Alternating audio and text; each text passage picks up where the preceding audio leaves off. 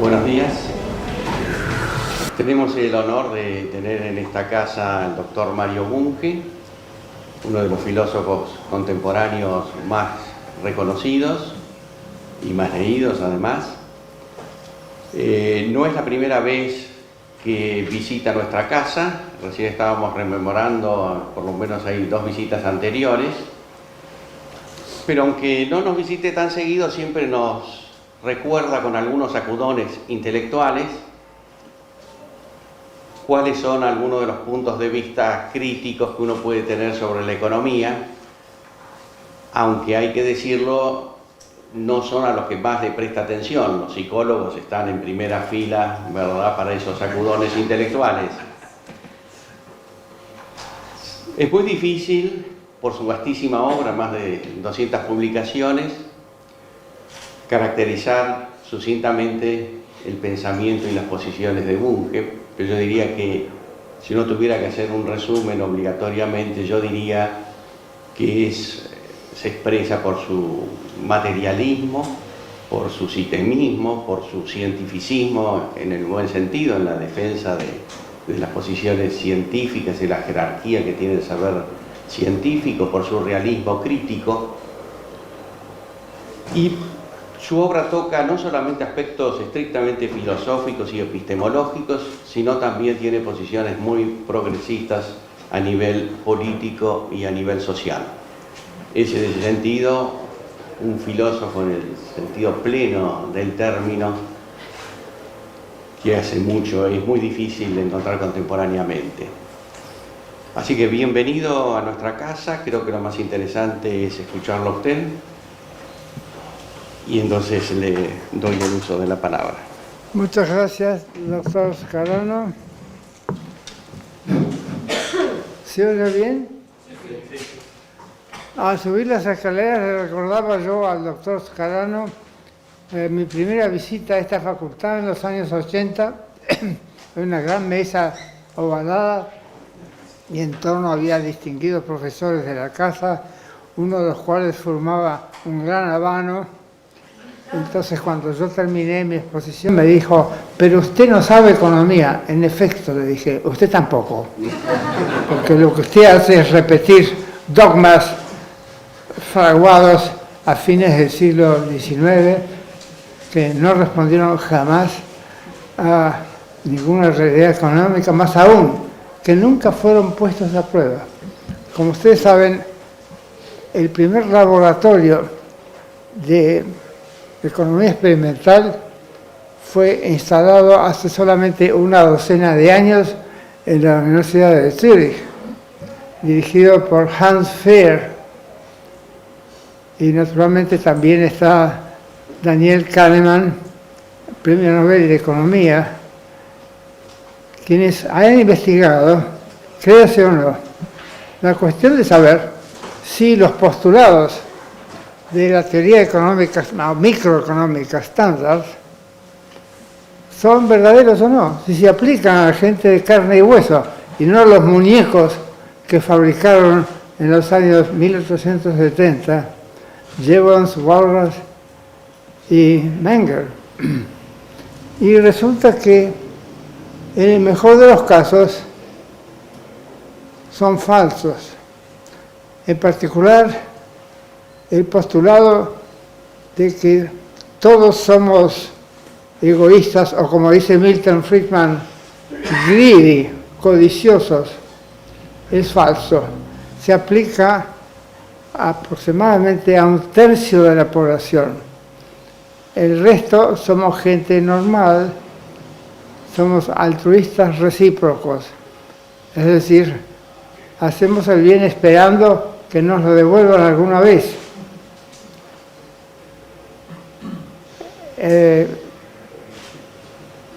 Naturalmente, hay otras maneras de verificar si es cierto o no el postulado de la libre elección, si somos completamente libres de elegir. Para eso hay que mirar las transacciones del mercado.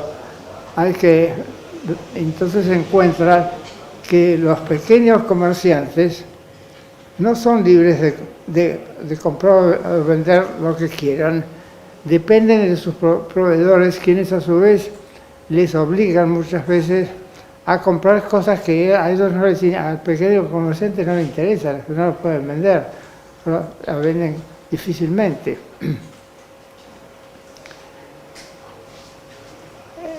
Pero el postulado principal de que todos nosotros tenemos una curva de utilidad. ¿Usted conoce su curva de utilidad? No. Nunca. Sin embargo, se repite todos los años en todas las facultades de economía de todo el mundo. Cada uno de nosotros tiene su curva de utilidad. Más aún, cada vez que hacemos una transacción de cualquier tipo, si somos racionales, vamos a procurar maximizar las utilidades esperadas. O sea, la probabilidad del evento multiplicado por la utilidad que nos reporta. Ahora bien, eso es un supuesto ontológico muy importante, a saber que todo evento tiene una probabilidad. Eso supone que el mundo está, digamos, obedece al azar o a las leyes del azar. Y eso no es cierto. Hay procesos causales. Por ejemplo, la probabilidad de que usted se sane o yo me sane de una enfermedad determinada no puede determinarse por la simple razón de que las enfermedades son procesos causales.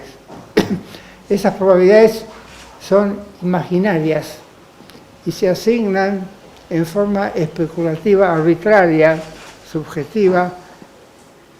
Por eso que los que entienden de eso, por ejemplo, Bruno Definetti, lo llamaba probabilidad personal y sostenía que es imposible poner a prueba cualquier hipótesis que involucre probabilidades personales porque a cada cual asigna las probabilidades que le parece, ya que, como dice Savage, la probabilidad no es sino una medida del grado de creencia de uno, y esos grados de creencia difieren de persona en persona.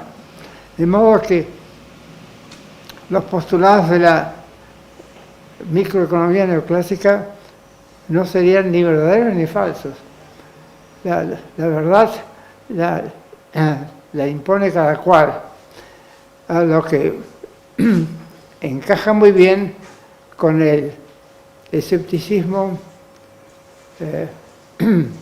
radical de Feyerabend, Kuhn y otros, y de los postmodernistas. La verdad no existe, no tiene interés. ¿Para qué? ¿Para qué intentar entonces hacer experimentos si de todas maneras esos postulados no valen para todo el mundo, no son verdaderos para todo el mundo? ¿Y por qué se enseñan? Por tradición, o porque, como dijeron unos economistas en un congreso en España, después de oír una crítica mía, dijeron: ¿en qué hemos de enseñar entonces? Si lo que estamos enseñando es falso, ¿qué hacemos? ¿Cuál es la alternativa? Yo le dije: váyanse a su casa, cambien de profesión, planten papas, hagan algo útil. Naturalmente, no me hicieron caso, pero en efecto necesitamos una alternativa y no la hay. Yo no la conozco. Hay gente como King que dice: lo que tenemos que hacer es escoger, juntar las mejores hipótesis de todas las teorías existentes, incluso las de la escuela austríaca. Pero, ¿y si no hay tales hipótesis, o si todas ellas están viciadas por el mismo vicio, es decir, el subjetivismo y la actitud de creer antes de poner a prueba las hipótesis. O la actitud, aún peor, de decir, no hay por qué ponerlas a prueba, porque cada cual reacciona a su manera. Tenemos creencias diferentes y no podemos afirmar que mi creencia sea superior a la tuya. Es decir, estamos o bien en un escepticismo radical, totalmente destructivo, o un dogmatismo total que inmoviliza.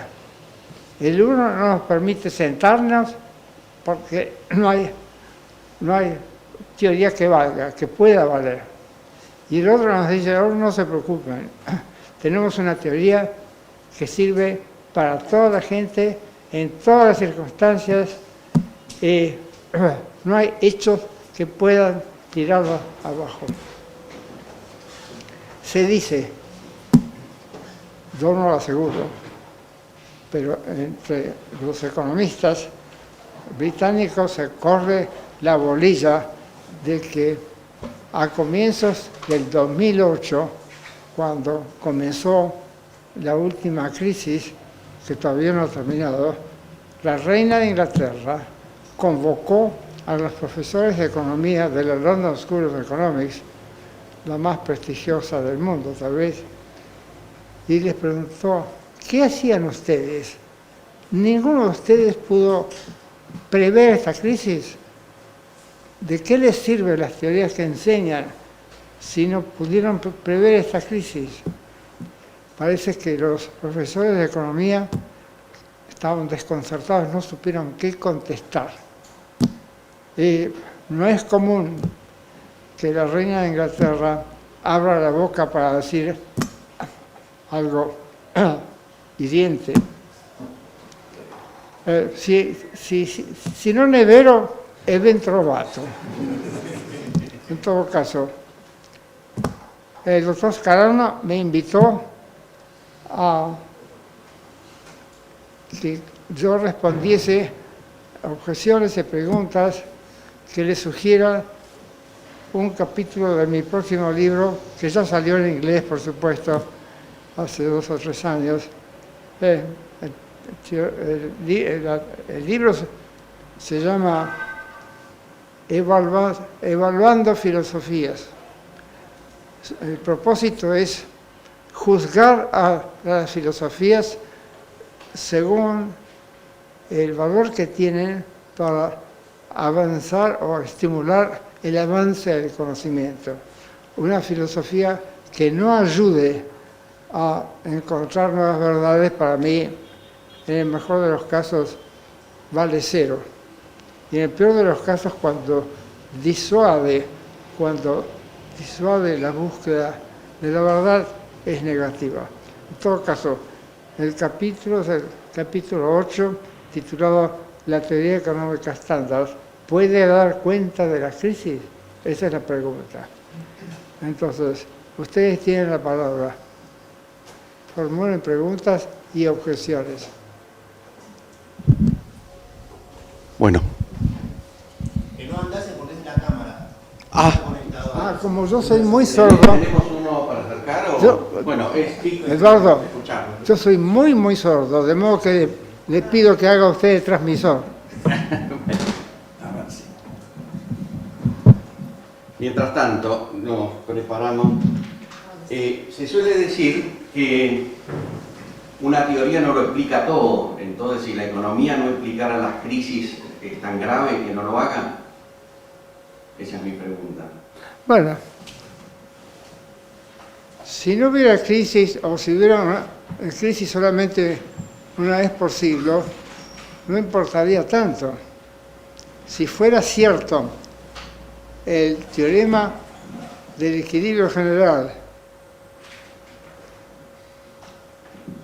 de que la economía siempre está en equilibrio o cerca del equilibrio y que va a volver al equilibrio por sí misma, sin ayuda del Estado. Si eso fuera cierto, no sería mayor problema. Pero es que no es así. No es así. Hace unos años la mayor empresa del mundo, General Motors, quebró.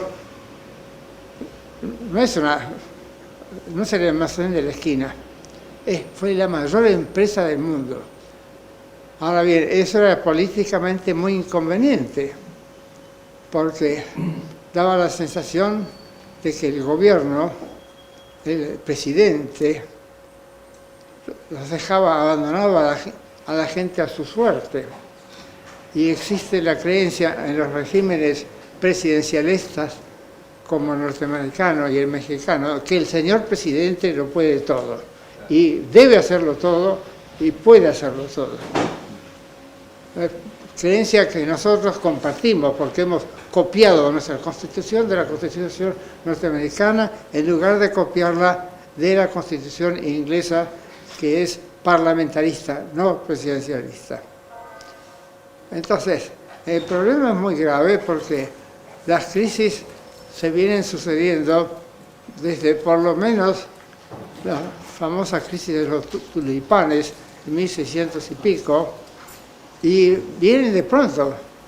Nadie las prevé.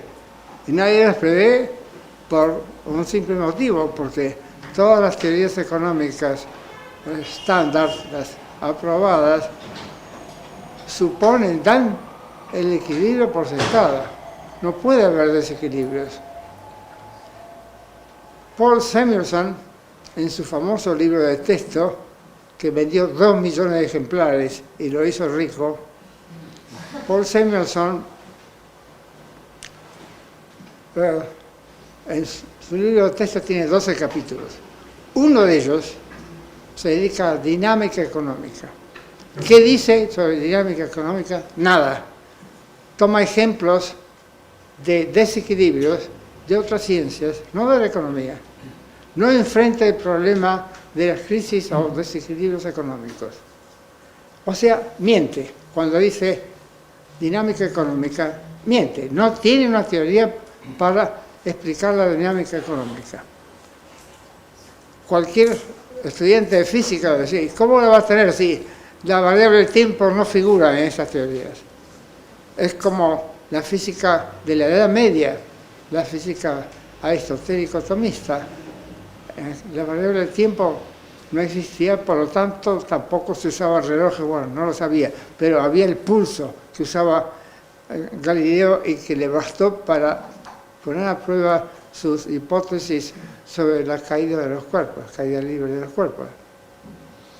En todo caso, la teoría es estática, siempre ha sido, y de vez en cuando ha habido economistas, no profesores, como Nuriel, ¿cómo se llama? Usted sabe a quién me refiero. Nuriel, el único que predijo la crisis del 2008, que hubiera podido predecirla cualquier almacenero. ¿Por qué? Porque los bancos daban préstamos a unas tasas de interés ridículo, 2%, algo así. Daban préstamos a quien quiera comprarse una casa, aunque no tuviera colateral. Entonces, bastaba que la persona que tomaba el préstamo quedara desocupada para que no pudiera seguir pagando las cuotas de la hipoteca. Entonces, ¿qué pasaba? Si el banco se apoderaba de su casa, la casa quedaba desocupada, no había quien la comprara, había crisis. ¿Qué pasa con una casa desocupada? Lo mismo que con un terreno desocupado. Es invadida por alimañas, se incendia, nadie se ocupa de ella. Al cabo de un tiempo van las topadoras y tiran abajo las casas. ¿Con beneficio para quién? Para el banco no. El banco se queda con un lote vacío, peor que vacío, lleno de escombros. Tiene que retirar los escombros. Los antiguos dueños se han refugiado en forma precaria, en carpas. Ha habido millones de gente que al perder la casa han vivido en carpas en pleno invierno o se han refugiado con parientes. Es decir, una imprevisión completa, indigna de un buen economista. Los economistas suelen o debieran ser conservadores, en el buen sentido de la palabra, no conservadores sociales, sino conservadores económicos. Conservar los bienes, evitar que la gente sea privada de lo esencial, que es la vivienda, un lugar donde vivir. Bueno, entonces, ¿a qué se debió eso? Se debió a que el presidente del FED, Alan Greenspan, había sido discípulo de una filósofa pop, Ayn Rand, muy leída por los neoconservadores y que predicaba el llamado egoísmo racional. Es decir, sostenía que cada cual debiera ocuparse solamente de sí mismo. Es una teoría antisocial, asocial, que, dicho sea de paso, es compartida por el refinado Fritz Hayek, aunque no lo citaban porque Ayn Rand era impresentable en sociedad, incitable, ¿no? Pero de todas maneras las ideas básicas eran las mismas, súper reaccionarias, ideas completamente falsas acerca de la manera en que piensa, siente y actúa la gente. Como ella era egoísta, como Alan Greenspan era egoísta, creían que todo el mundo era egoísta. Cuando vino la crisis, Greenspan tuvo lo que los norteamericanos llaman el candor suficiente. Dice, se asombró de que los bancos no practicaran el postulado de maximizar las ganancias esperadas, puesto que concedían préstamos a bajo interés a gente incapaz de pagarlo. Pero ¿quién fue el que rebajó las tasas de interés? Fue él. La crisis no vino espontáneamente. No es una de esas crisis clásicas que predecía Marx, crisis típicas del capitalismo. No, fue una crisis manufacturada por economistas tales como Alan Greenspan, economistas inspirados en Ayn Rand, nada menos que Ayn Rand. Pero ya me fui por las ramas y no recuerdo cuál fue la pregunta inicial. Si una teoría, porque no explicara un fenómeno, bastaba para explicarlo, digamos. Sí, claro. ¿Puedo? Doctor Bunge, gracias por estar acá. Vitruvio, ¿me habla? Sí. No. Mi pregunta es en realidad una reflexión muy breve. Cuando uno observa las ciencias, a mí me gusta incursionar por varias ciencias, ve que hay dos categorías, así, prima facie, ¿no? Una, las ciencias en donde uno puede usar las matemáticas, ¿no? Yo estudio y practico astrofísica o astronomía de posición. Allí las matemáticas le dicen con un error muy bajo lo que va a ocurrir. Usted sabe, usted trabajó en eso. Y lo que no va a ocurrir. Después está la categoría de las ciencias que todavía son, digamos, protociencias, como la geología, en donde son incapaces de pronosticar un terremoto, por más que lo han estudiado durante siglos, y muchos otros fenómenos, ¿no? Entre ellos la meteorología, que es muy complicada, que no es cierto que una mariposa aleteando acá provoca un tifón en el mar de la China, pero son todavía bastante inciertas. Y después vienen aquí, ninguna de esas ciencias, lo que yo llamo ciencias duras, digamos, tiene influencia humana.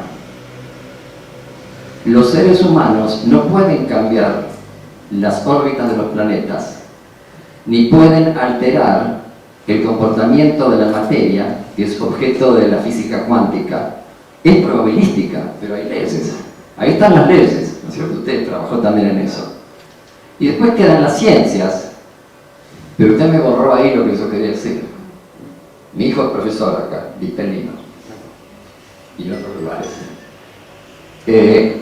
La ciencia económica tiene una cantidad de leyes, según yo entiendo, que son muy teóricas, son muy, digamos, idealistas, que están elaboradas en gabinetes de gente que, bueno, es respetable, han estudiado estos problemas, hay toda una playa de investigadores en economía ahora mismo, pero lo que no se toma nunca en cuenta, o por lo menos yo no lo noto, es el factor humano. Un economista puede pronosticar un gran evento, un gran problema, algo que se viene, pero enseguida hay gente que es capaz de cambiarlo. Y acá está la parte que hace que las ciencias económicas sean todavía una protociencia. Hasta que no avancen las ciencias del conocimiento del ser humano, hasta que no sepamos bien qué fenómenos reglan nuestra conducta, no va a ser ciencias económicas una ciencia exacta. No pueden pronosticar crisis, como usted dijo. No pueden pronosticar en la bolsa nada. Es todo probabilístico, pero probabilístico, mal probabilístico, porque está la voluntad humana. Donde hay voluntad humana, las probabilidades se caen al suelo. En general. Bueno, esto es lo que quería decir. Gracias. Bueno, un momentito, quisiera replicar. Sí. Estoy solamente parcialmente de acuerdo con usted.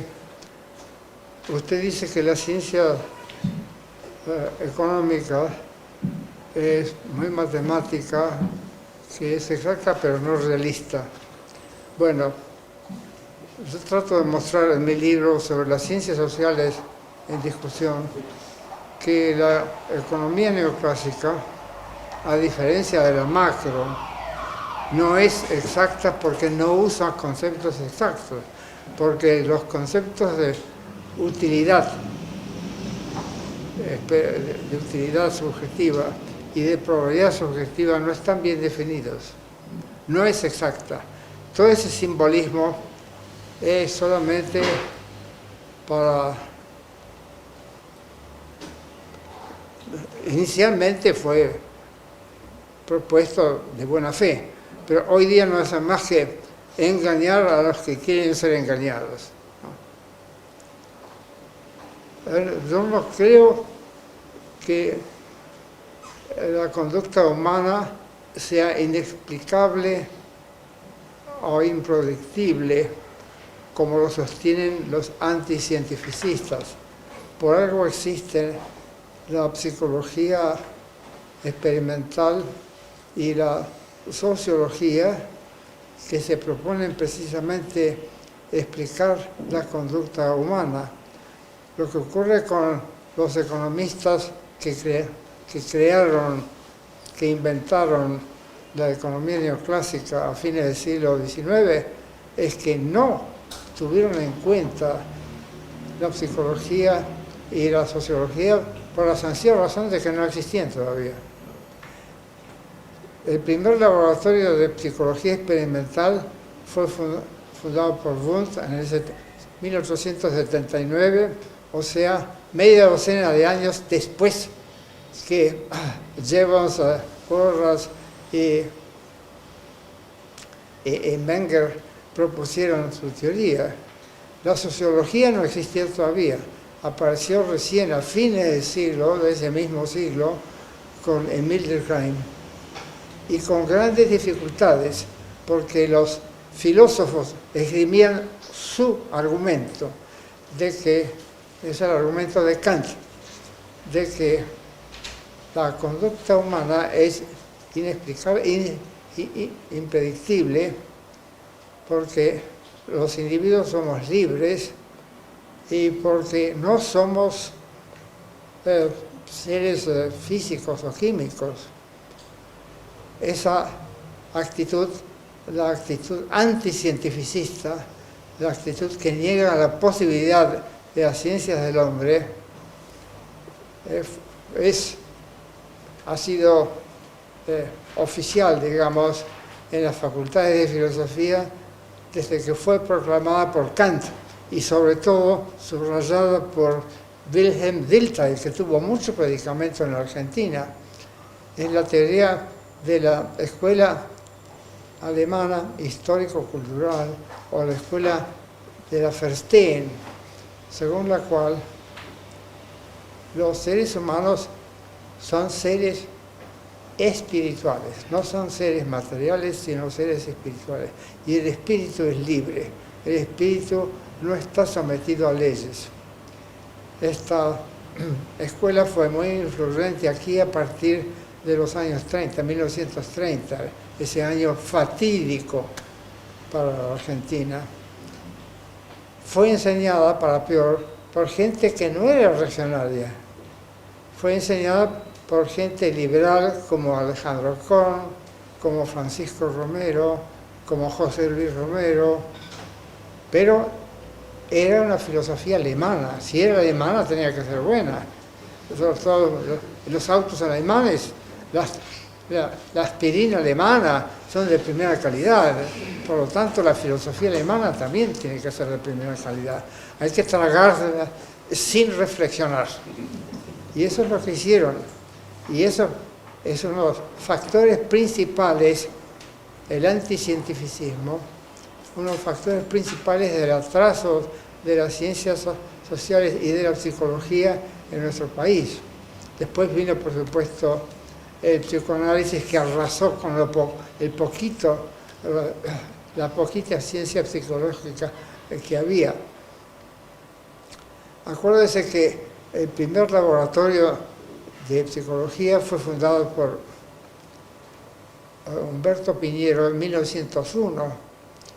Y cuando llegó el psicoanálisis se cerró, nadie siguió leyendo a los psicólogos científicos, tales como Jean Piaget, o los que vinieron después, menos aún los psicólogos que hacen neurociencia cognitiva. Entonces, hay dos problemas acá. La teoría microeconómica, no hablo de la macro. Yo soy un gran admirador de John Maynard Keynes, pero John Maynard Keynes fundó la macro moderna. La macro fue fundada ya en el siglo XVII por François Quesnay, el autor del famoso Tableau économique. Y los macro no tienen más remedio que usar matemática decente, porque son ministros de Hacienda, tienen que decirle al rey o al Congreso: mire, el año próximo vamos a recaudar tanto, el Estado va a tener que imponer un impuesto a tal actividad para poder equilibrar el presupuesto. Es decir, son gente que usa la estadística económica, el que no siempre la usa en beneficio del pueblo es otra cuestión, es cuestión ideológica. Pero tontos no son. En todo caso, repito, la microeconomía neoclásica, que sigue enseñándose sin cambios y sin atender a su validez empírica, en el mejor de los casos es falsa.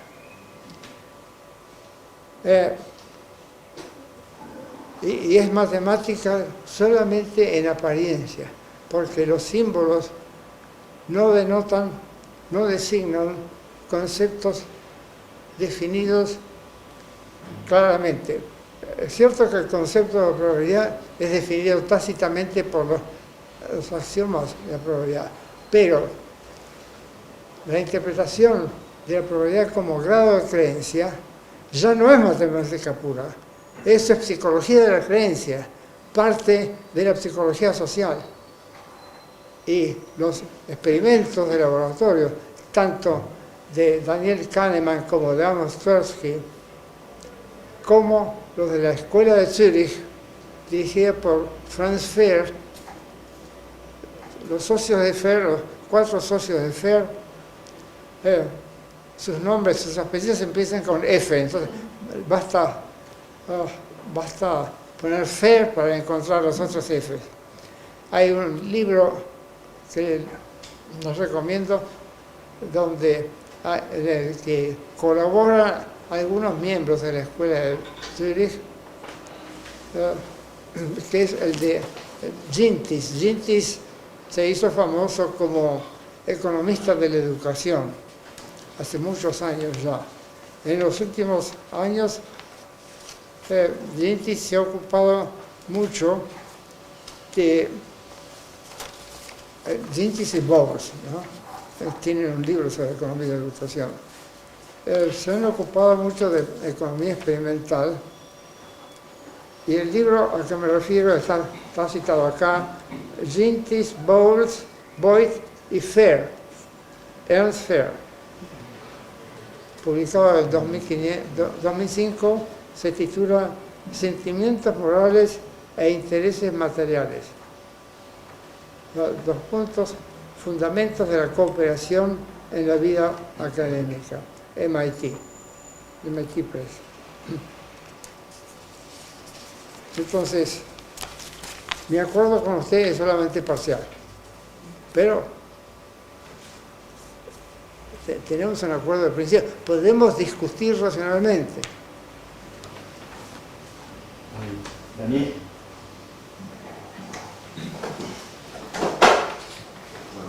Me alegro que el profesor Bunge ha salvado a los macroeconomistas de esos el oficio que yo tengo. Por supuesto me impresiona el conocimiento universal del profesor Bunge, especialmente cuando a uno le cuesta tanto seguir la producción que hay día a día. Este es el tipo de discusiones, por otro lado, que tenemos siempre entre nosotros. Efectivamente, como usted señala bien, cualquier economista, lo hay implícito o explícitamente, necesita, digamos, ciertas elecciones metodológicas y ciertas elecciones de procedimiento cuando estudia el problema que tiene. Lo que le voy a decir es relativamente subjetivo, pero creo que tiene algo de genérico. Una es que, aprecio su última respuesta. Yo creo que no hay nada particular en economía, en el sentido de si uno toma la actitud simple de lo que se trata es de estudiar de manera más o menos sistemática ciertos fenómenos del mundo que resultan de interés.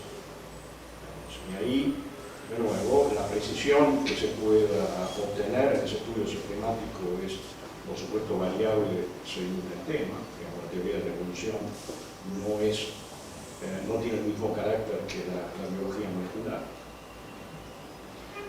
Y naturalmente es así. Y sin embargo, digamos, el estándar de exigencia de respeto al fenómeno y de atención a la consistencia y a la relevancia de lo que se dice puede ser el mismo, independientemente de que uno aborde un sistema u otro sistema.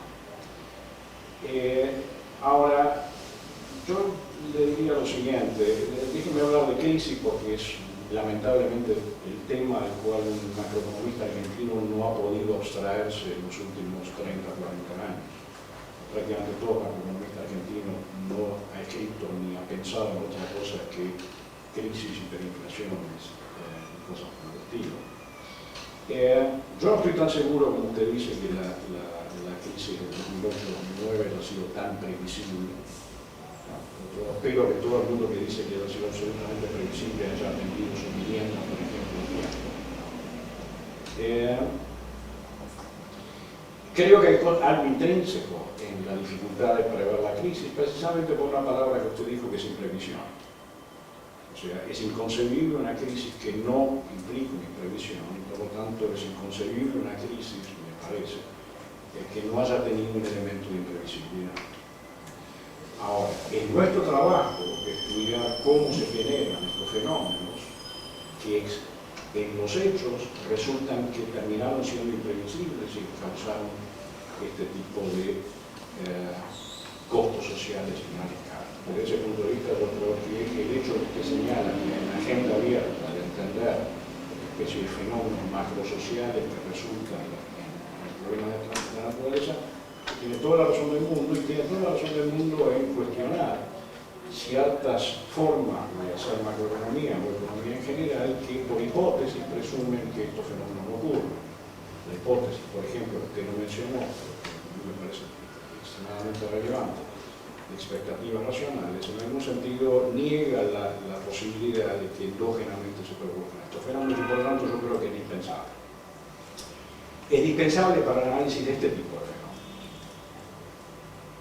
Creo que para entender crisis hay que meterse en parte de la manera que usted dijo, pero hay otra literatura muy amplia que se ocupa del análisis específico de cómo se determinan expectativas, por ejemplo, en entornos evolutivos como son los de la economía.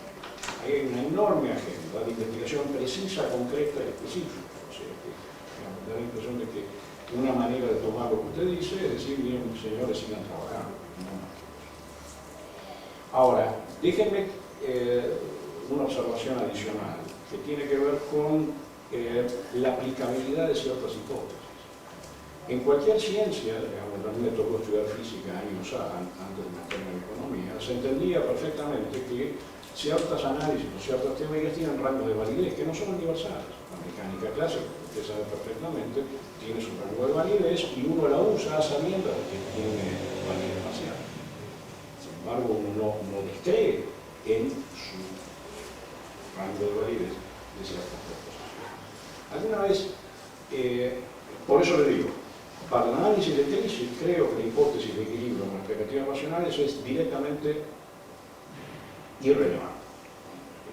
Coincido absolutamente con él. Ahora, alguna vez me tocó leer alguna referencia a un trabajo de biólogos donde mostraban, digamos, habían experimentalmente observado el fenómeno de que las abejas recorren los campos de flores de una manera tal que, hablando el economista, la productividad marginal de los distintos campitos de flores se igualan. Y lo hacían con un procedimiento que era un procedimiento totalmente de abeja, no era un procedimiento mental.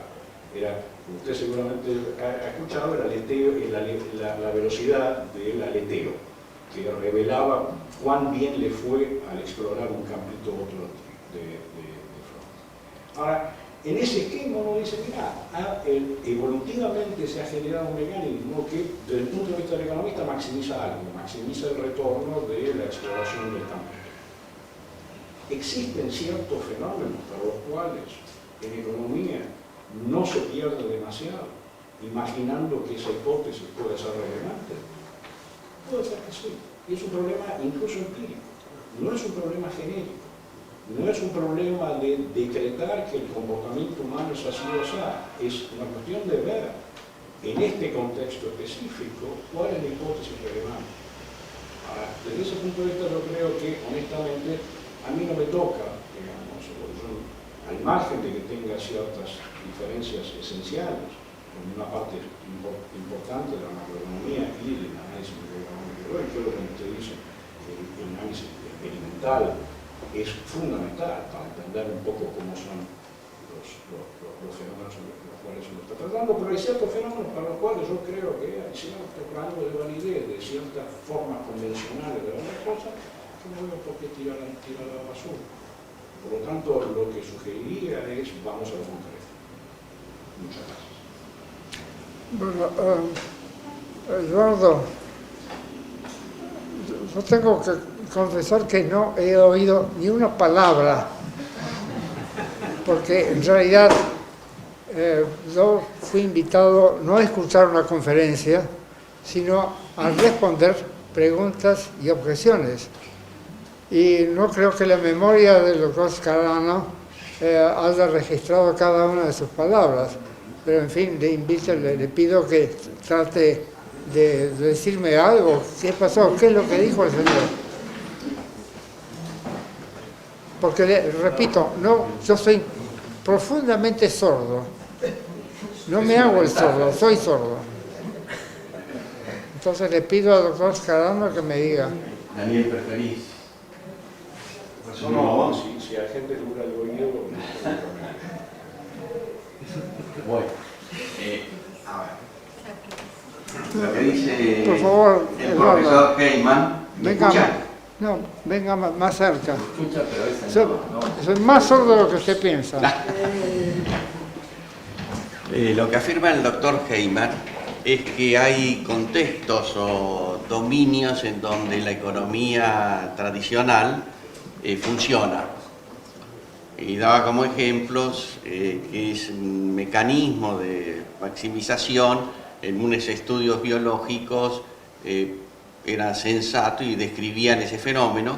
Entonces lo que él pregunta es si porque no funciona en general tenemos que desechar la teoría y no seguir usándolo en los subcontextos o subdominios donde vale eso. Bueno, yo no sabía que la teoría funcionase en algunos casos, pero tengo mis sospechas de que no funciona porque justamente ha sido refutada en el laboratorio de economía experimental de Zúrich y también por los trabajos de Kahneman y Tversky. Que le hayan pegado, sí, puede ser que hayan tenido algunos economistas una intuición especial que les ha permitido entender lo que los demás no entendían, porque la verdad, y repito, y ustedes la saben muy bien, que nadie, con excepción de Nouriel, ¿cómo que se llamaba? Rubin. Predijo esa crisis que era muy fácil de predecir. Le recuerdo también que la teoría económica, la microeconomía, se refiere a individuos y la economía no está constituida por individuos. El mercado no es un conjunto heterogéneo de individuos, sino de empresas. La unidad económica no es el individuo, salvo el vendedor callejero que anda por ahí y que está sujeto naturalmente a fuerzas económicas que él no controla.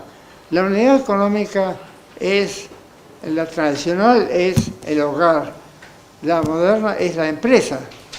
Y las empresas, como todos los sistemas sociales, tienen características, tienen propiedades de las que carecen los individuos. Tan es así que Hayek, que filosóficamente es un individualista, que fue el quien inventó la frase que enunció Margaret Thatcher: "There is no such thing as society, there are only individuals". La sociedad no existe, solamente hay individuos. Él se lo dictó a Margaret Thatcher. Bueno, sin embargo, en un libro reciente dice: "The market knows better". Hay que hacerle caso al mercado. O sea, de pronto se convierte en colectivista, en holista, en globalista. Como si el mercado tuviera cerebro. El mercado no tiene cerebro. Los individuos lo tienen. Pero los individuos, por astutos que sean, no pueden evitar ciertas llamadas fuerzas económicas. No pueden evitar que haya inflación o deflación, a menos que tengan el concurso de las autoridades financieras. Yo recuerdo también que la composición del capital ha cambiado radicalmente desde que escribieron los microeconomistas clásicos, o neoclásicos mejor dicho. En aquella época las finanzas representaban a lo sumo el 10 o 15% de la economía, hoy representa la mitad. O sea que los que gobiernan la economía no son industriales, no son comerciantes, son banqueros. Ha cambiado radicalmente y los bancos no son creadores, los bancos son además conservadores, cuando no imbéciles, por supuesto, las autoridades. Pero recordemos cuál es el mecanismo, qué mecanismos usan los bancos para retribuir, para fijar los salarios de sus altos empleados. El salario o la compensación anual es proporcional al número de hipotecas, por ejemplo, de préstamos bancarios que conceden. No se cuentan las quiebras, no se cuentan los préstamos que no han podido ser pagados, se cuentan los préstamos que han sido concedidos. Es decir, es un sistema completamente antieconómico, totalmente estúpido. No se entiende, como decía Greenspan, no se entiende cómo los bancos han procedido de la manera en que han procedido. Entonces, ha cambiado completamente la manera de distribuir todo.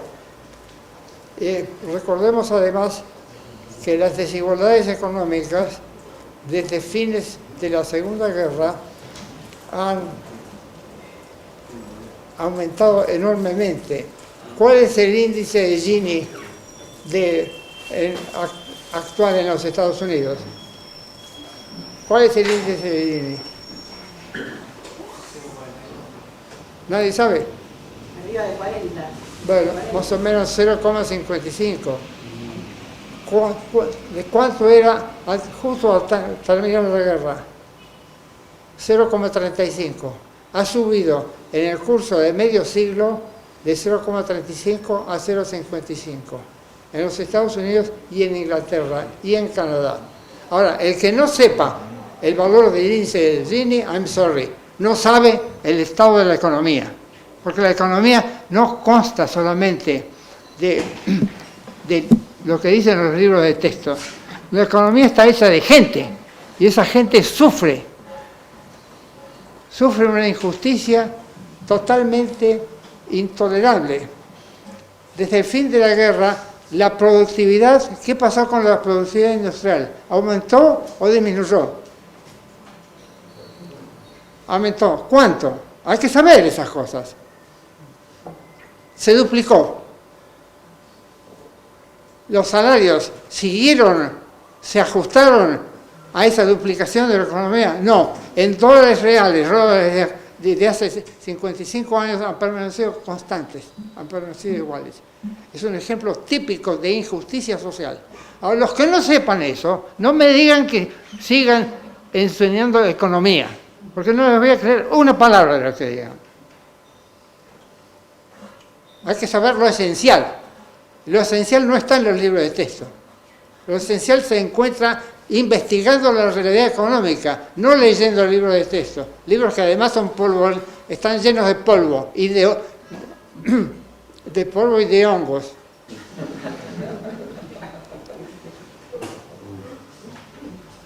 Por favor, fuerte. Profesor, me quedó perfectamente claro su opinión sobre la microeconomía y también sobre su admiración por Keynes como macroeconomista. Le quería preguntar si usted ve que puede aportar algo el enfoque de otro economista anterior, Karl Marx. No entendí nada. I'm sorry. No es que usted se exprese sin claridad. No, es que yo soy sordo. Le pregunta que reconoce que usted admira a Keynes, pero si también cree que aporta algo Marx. Sí, pero no tanto como se le atribuye. Ante todo, Marx describió la economía capitalista inglesa, no de la India, de 1870 o 60. La economía actual es muy diferente, entre otros motivos por lo que dije hace un rato, a saber, un sector de la economía que Marx descuidó, que es las finanzas.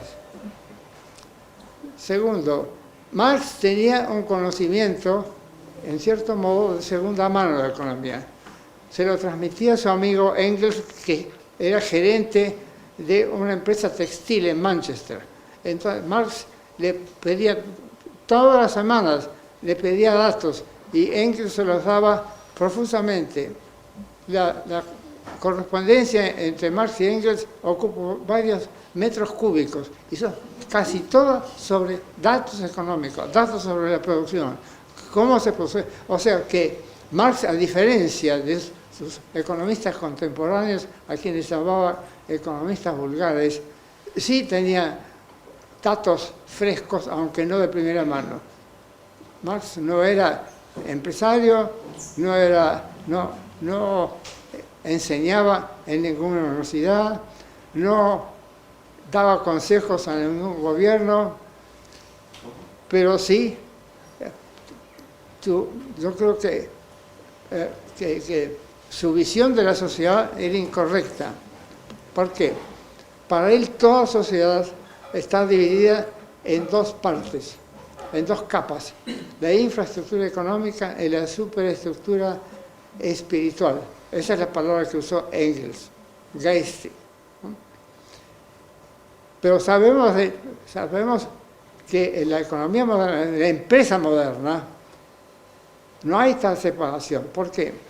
Porque las empresas son dirigidas no por sus dueños, como antes, en la época de Marx, sino por gerentes. La famosa Managerial Revolution, ¿no?, de los años 60. Y por ingenieros, por expertos, por supervisores, etc. Sabemos que entre el obrero y el patrón hay además, por supuesto, por los inversores, por los accionistas. De modo que el gerente está a la merced de los accionistas, de lo que le digan los ingenieros y de lo que le digan los capataces, ¿no? Es muy diferente de lo que ocurría antes. En la época de Marx había un intelectual por cada 100 obreros industriales. Y ese intelectual era un tenedor de libros, nada más. No era un economista, no era un administrador de empresas, no tenía un máster en MBA, ¿no? Hoy día el gerente está asesorado por una cantidad de expertos. Otra cosa importante. En aquella época los empresarios no eran tan pleiteros como lo son hoy día. También hoy día los abogados desempeñan una función muy importante. Y muchas veces, sobre todo cuando hay sucesiones, los abogados se encargan de la empresa. Entonces, la estructura de la empresa ha cambiado completamente. Pero ya en aquella época, en la época de Marx, era falso la afirmación de que la infraestructura sí era material, en cambio la superestructura era ideal. Era tan material como la infraestructura. ¿Por qué? Porque estaba constituida por gente. Y la gente somos gente de carne y hueso, somos sistemas materiales, no físicos, no químicos, somos biológicos, pero también sociales. Además, Marx creía en el determinismo económico. Marx creía que la economía iba cambiando, no solamente iba cambiando por sí misma, que no era posible dirigirla. De modo tal que cuando los bolcheviques tomaron el poder en Rusia en 1917, no sabían qué hacer con el Estado ni con la economía. ¿Por qué? Porque Marx no había escrito nada sobre la sociedad socialista. Sostenía Marx que fantasear sobre una sociedad socialista era incurrir en el pecado de los utopistas como Fourier y otros. Y él no era utopista, él era científico. Entonces, al no tener idea de lo que sería la sociedad socialista, los bolcheviques improvisaron. Y al improvisar cometieron una cantidad de burradas y de crímenes. Una de las burradas fue confundir socialización con estatización. Estatizaron todo lo que pudieron. No sabían que una empresa, chica o grande, funciona gracias al ingenio, al empeño, a la pasión que ponen el dirigente de la empresa. No tiene por qué ser privada. Ese ingenio, ese empeño puede ser el del gerente de una cooperativa. Entonces, si hubieran tenido una visión del socialismo, habrían tratado de construir el socialismo. Lo que construyeron los bolcheviques fue una sociedad estatista, que eliminaba completamente de la toma de decisiones a la gente. Las decisiones las tomaban los comisarios, no las tomaba la gente común. La tomaban en nombre de la clase obrera, era la dictadura del proletariado. Y cuando lo decían, sí, pero la dictadura es una cosa mala, decían, Marx dijo, no se preocupen, la dictadura del proletariado se irá marchitando por sí sola. No dijo cuál era el mecanismo de marchitamiento. Cualquier politólogo o cualquier hijo de vecino sabe que todo gobierno tiene tendencia a aumentar. Aumenta el personal de gobierno.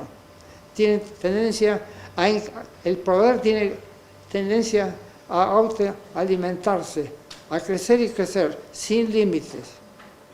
A menos que sea una cooperativa que a su vez tiene que limitar el número de los cooperantes, porque si no deja de ser una institución democrática.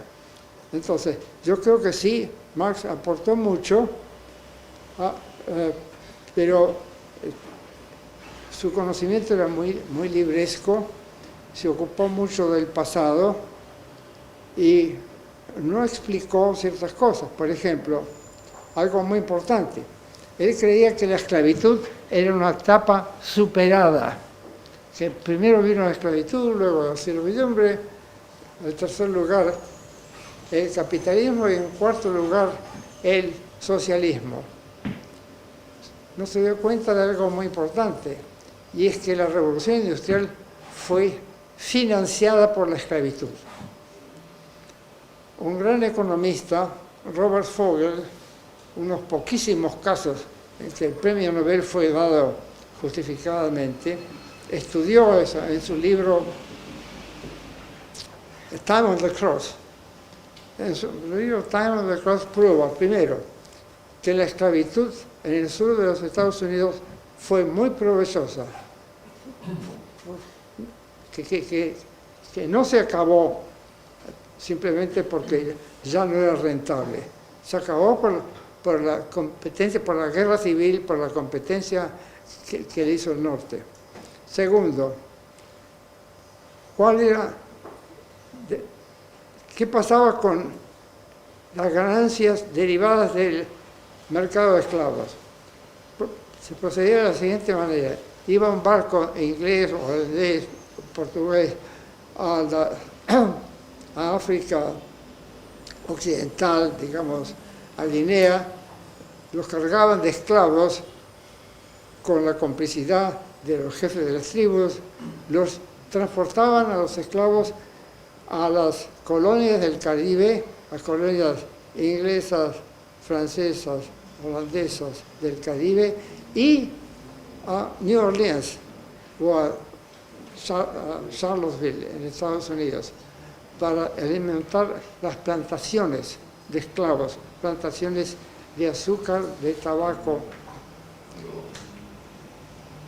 Volvían los barcos, los mismos barcos, volvían, pero no a África, volvían a Liverpool o a Le Havre o a Amsterdam, cargados de qué? Cargados de azúcar y sobre todo de algodón. Ese algodón, ¿dónde iba a parar? Iba a parar a Manchester y Liverpool, a las fábricas textiles. Y al capital, parte de esas ganancias, se invertía en fundar nuevas empresas textiles. Es decir, que la revolución industrial que se hizo principalmente en Manchester y en Liverpool fue financiada por el tráfico de esclavos. Más aún, Marx dijo una mentira, la única que le conozco, y es la siguiente. Cuando la guerra entre el norte y el sur le mandó, en carácter de secretario de la Primera Internacional, le mandó una carta a Lincoln diciéndole que la clase obrera inglesa apoyaba al norte contra el sur. Esa es una mentira, ¿por qué? Porque en esos años de guerra dejó de llegar algodón a las fábricas textiles de Manchester y Liverpool, pararon las máquinas, despidieron a los obreros y los obreros hicieron manifestaciones a favor del sur de los Estados Unidos, a favor de los esclavistas, reclamando que Inglaterra interviniese para arreglar el conflicto, para poder proseguir. Entonces, Marx fue un gran tipo, fue el primero en llamar la atención, cosa que no hizo David Ricardo. David Ricardo no era un hombre desprovisto de sentimientos, personalmente era socialista y estudió muy bien las diferencias entre los países desarrollados y los subdesarrollados, etc. Pero David Ricardo, ya no me acuerdo lo que quería decir. Pero termino. Cuando los que traducen a Marx hablan de la teoría del valor trabajo, eso es un barbarismo. Quieren decir the labor theory of value, o sea, la hipótesis de que el valor de una mercancía equivale al trabajo invertido en producir la mercancía. Eso se le atribuye a Marx. Figura en las primeras páginas del gran libro de Adam Smith, La riqueza de las naciones. Pero con una salvedad que no hace Marx. Y es que Smith dice, el problema es medir ese valor, medir esa cantidad de trabajo. Porque obviamente hay mucha gente involucrada en la producción de valor. Mucha gente involucrada, no solamente en el lugar donde se produce la mercancía, sino en África donde se produce, donde se genera la mano de obra, sino en el sur de los Estados Unidos donde se produce el algodón que después va a parar a las camisetas, etc., ¿no? Entonces, sin duda alguna, Marx, a diferencia de los marxistas, fue un estudioso de la realidad. Los marxistas estudian a Marx. Marx estudió la realidad. Ahí está la gran diferencia, ¿no? Marx fue un científico, pero creyó en la dialéctica de Hegel y en todo ese macaneo, entonces por ese lado no fue científico, ¿no? Y creyó en que la sociedad iba a marchar automáticamente. No sabía que el Estado iba a crecer en modo tal, de manera tal que iba a poder dirigir naciones y continentes enteros. No sospechó que la dictadura no la iban a ejercer los proletarios, sino que la iban a ejercer los grandes empresarios y los grandes terratenientes alemanes, y en el caso de Italia los italianos, etc., y que esas dictaduras iban a cambiar el curso de la historia.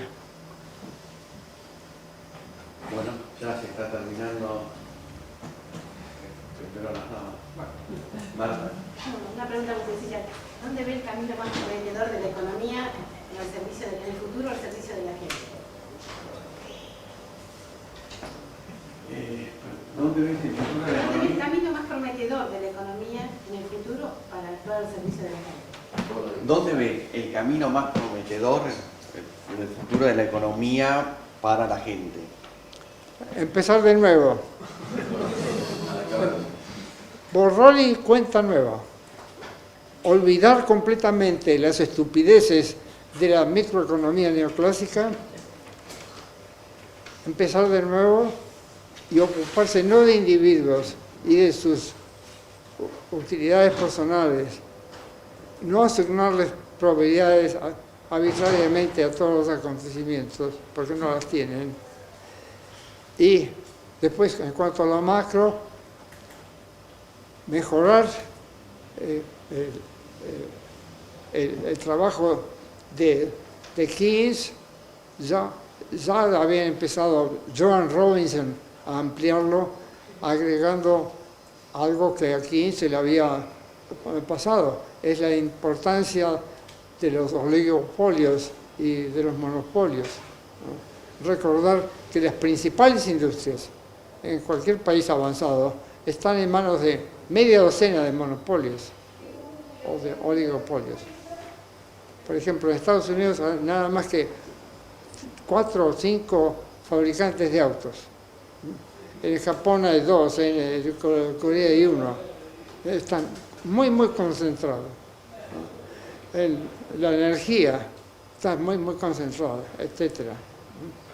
Entonces, empezar de nuevo, buscar datos, hacer lo que empezó a hacer mi hijo, mi tío Alejandro Bunge, que fue el primer economista argentino, creo.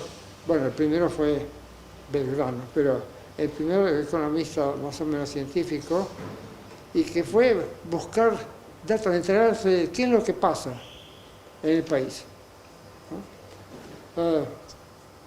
Y después no creer que las teorías exhuman, que los datos exhuman teorías.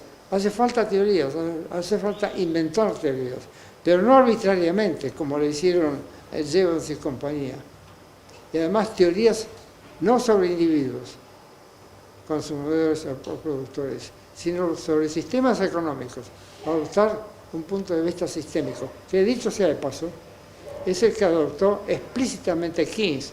En el prólogo a su teoría general dice: yo me ocupo de sistemas económicos, lo dice explícitamente.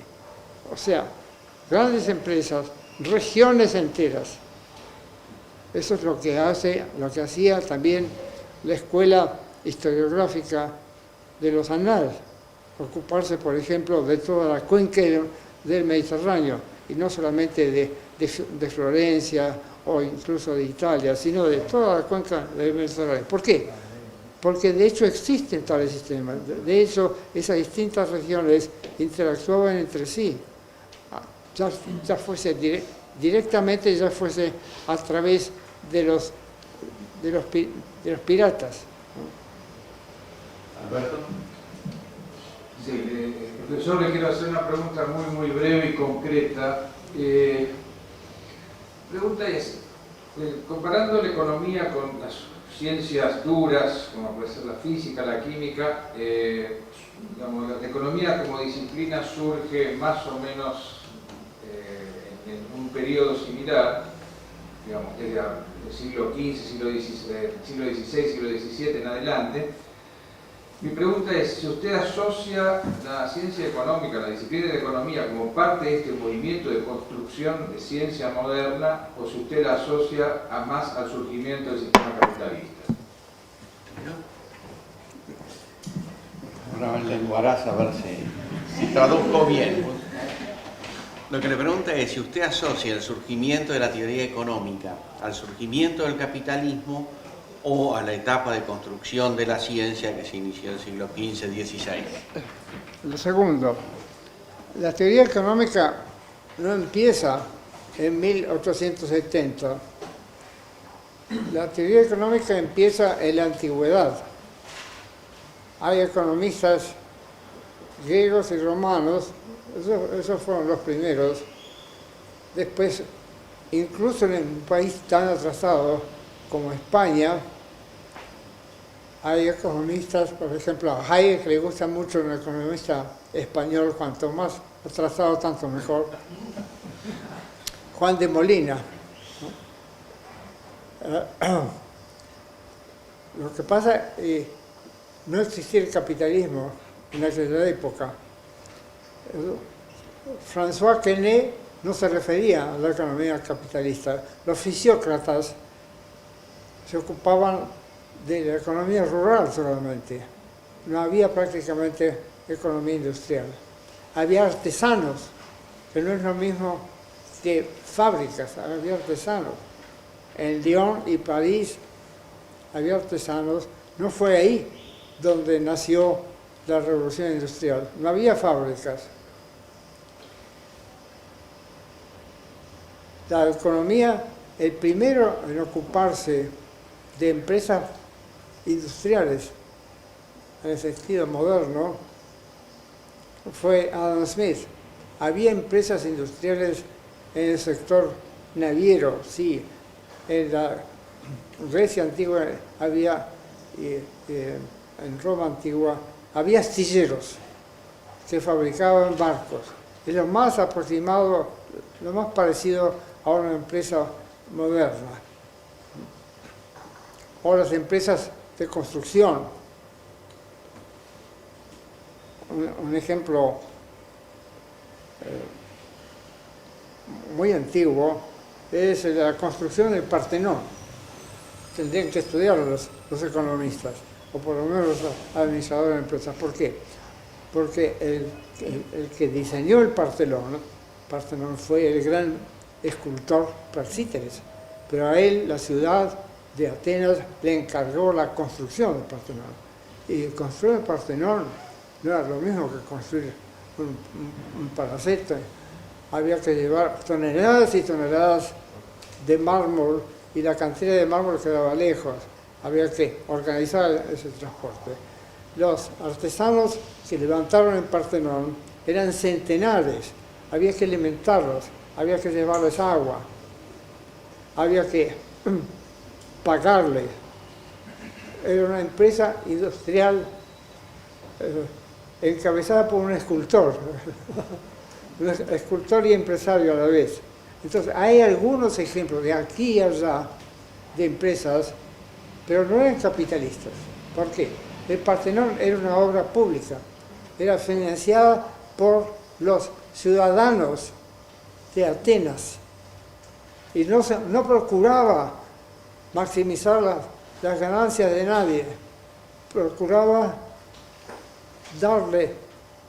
honrar a los dioses y darle al pueblo ateniense lo mejor que podía darle, una obra, si no inmortal, que sigue emocionando después de 2000 y pico de años, ¿no? Lo mismo puede decirse de las empresas que construyeron Notre Dame o Chartres, ¿no? Eran grandes empresas, pero no eran capitalistas. No se hacían para provecho de nadie.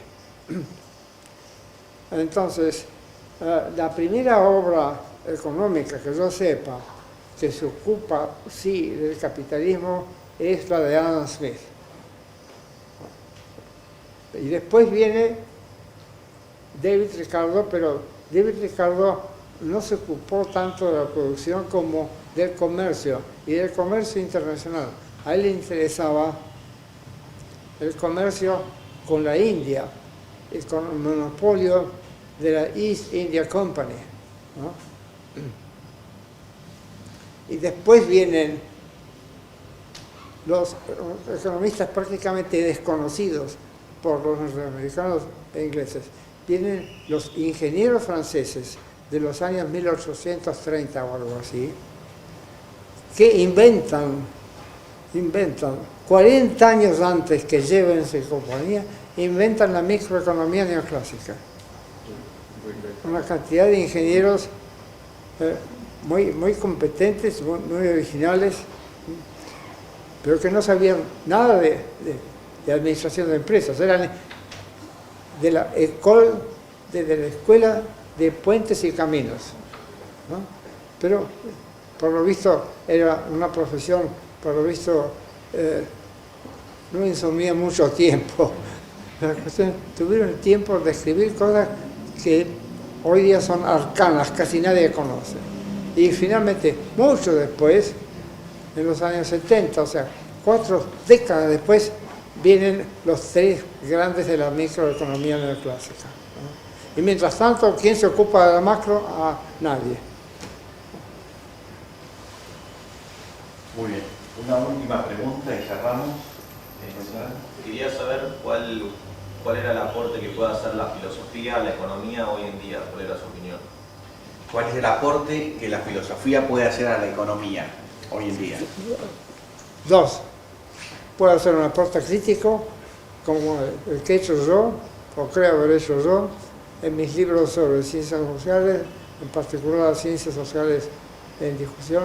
2, puede sugerir una reorientación. Por ejemplo, no se ocupen de individuos, sino de empresas. El individuo no vale en la economía real, sino por lo que hace como empresario. Y hay que tener en cuenta que el aporte de un individuo no consiste simplemente en el capital que pueda aportar, sino también en su ingenio. Recordar las cosas que dijo Schumpeter. Schumpeter no era ningún tonto, a pesar de que fracasó como ministro de Economía de Austria, pero Schumpeter se refirió precisamente a ese espíritu de empresa. Sin espíritu de empresa no se va a ninguna parte. Ese espíritu de empresa hace falta no solamente en la empresa privada, hace falta también en las cooperativas. Muchas veces las cooperativas han fallado por falta de espíritu de empresa. En particular, la primera cooperativa argentina, el Hogar Obrero, que ahora la han reflotado, fracasó a mi modo de ver porque los miembros del directorio eran funcionarios del Partido Socialista, no eran empresarios, no sabían de qué estaban hablando. Entonces se limitaron a administrar honestamente el negocio. Se necesita mucho más que eso, sobre todo cuando la empresa está en un medio capitalista, la cooperativa está en un medio capitalista. Tienen que hacer lo que hicieron los jesuitas vascos con Mondragón. El padre Arizmendiarreta, José María Arizmendiarreta,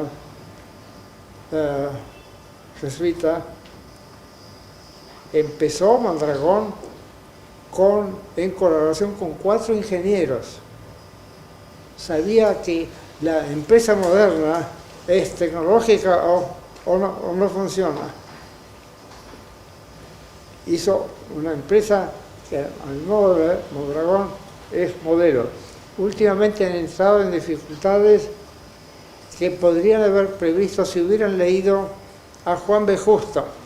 Juan B. Justo, que fue el fundador del Hogar Obrero y del Partido Socialista, en una obra que tendría que ser de lectura obligatoria para los estudiantes de economía, y que es Teoría y Práctica de la Historia, tiene un párrafo muy importante que no he visto en ninguna otra parte. Dice: no hay que permitir que las cooperativas crezcan indefinidamente, porque a medida que una empresa crece también la distancia entre los directores de la cooperativa y los cooperantes. Es decir, disminuye la participación de los cooperantes. Y sin participación no hay el llamado espíritu cooperativo, ¿no? Que es realmente la esencia del socialismo. Muy bien, entonces nos queda agradecer el esfuerzo y la predisposición del doctor Runge para responder nuestras preguntas y le agradecemos entonces de la manera que